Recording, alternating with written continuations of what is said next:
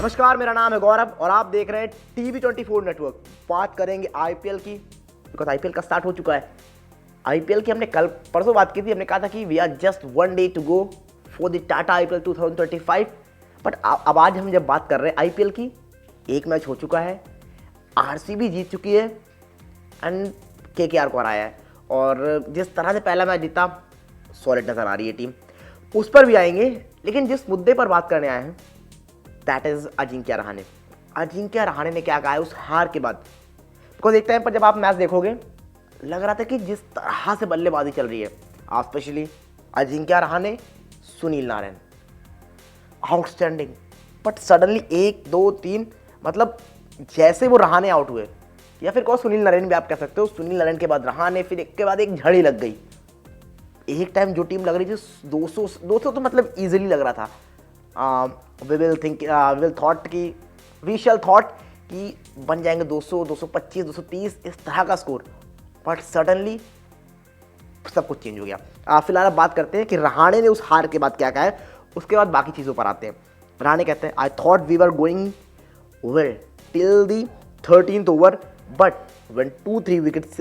अब बात करता है कि रहाणे क्या कहते हैं, रहाणे ने क्या किया उन सारे मुद्दों पर, रहाणे ने क्या कहा है पूरे मैच को लेकर, हार को लेकर।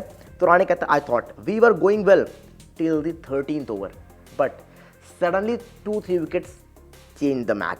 जी हाँ, change the match, change the momentum, ये साफ तौर पर रहाणे ने कहा है।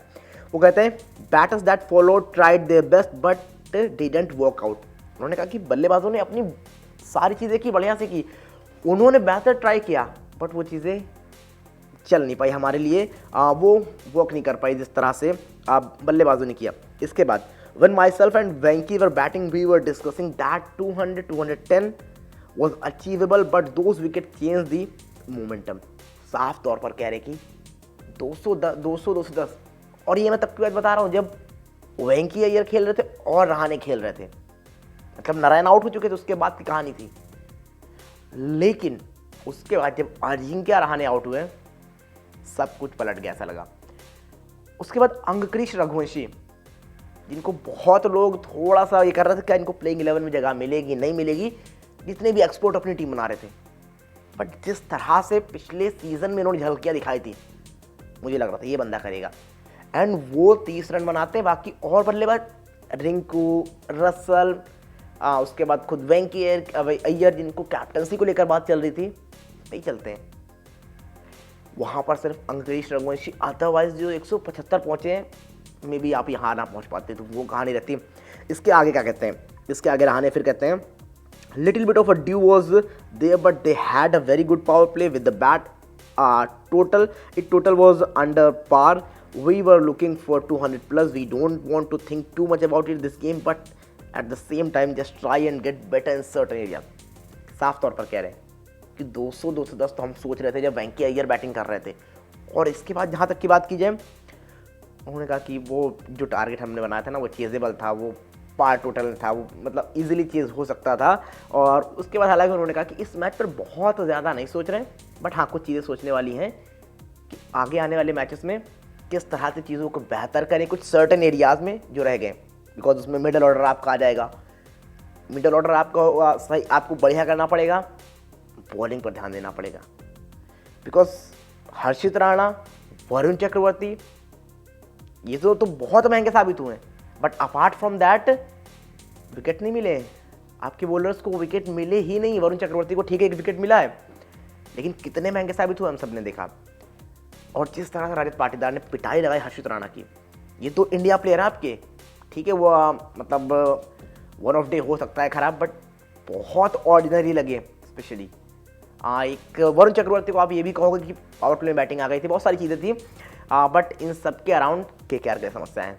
But on the other hand अब आरसीबी की बात करते हैं, उनके फैंस को बहुत इंतजार रहता है आरसीबी किस तरह से करेगी। And if I am not wrong, पिछले 2-3 सालों से पहला मैच खेल रहे हैं, एंड वंस अगेन यहाँ पर पहला मैच खेला, पहला मैच जीता, और जिस तरह से जीता, जिस धमाकेदार तरीके से, बिकॉज 16.2 ओवर्स में सिर्फ चेस कर दिया 174, बहुत बढ़िया तरीके से। मतलब इसको भी आप क्या कहोगे, मैच तो ओपनिंग पार्टनरशिप ने इनकी खत्म कर दिया था। Phil Salt 56, Virat Kohli not out 59, इसके बाद रजत पाटीदार 16 of 34, वहाँ से तो बिल्कुल एंड ही था, वो कहानी होती है। मतलब मौका ही नहीं दिया केकेआर को कहीं से मैच में आने का।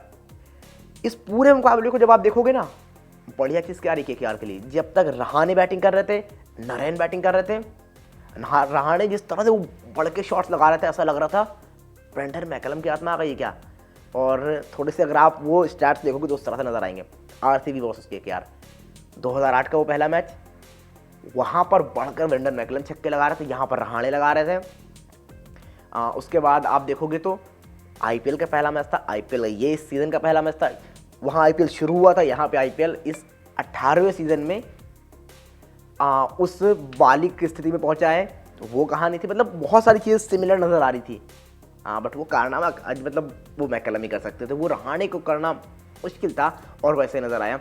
फिलहाल अब देखते हैं यहाँ से गोइंग फॉरवर्ड आरसीबी कैसा जाती है, क्या करती है, किस तरह से करती है।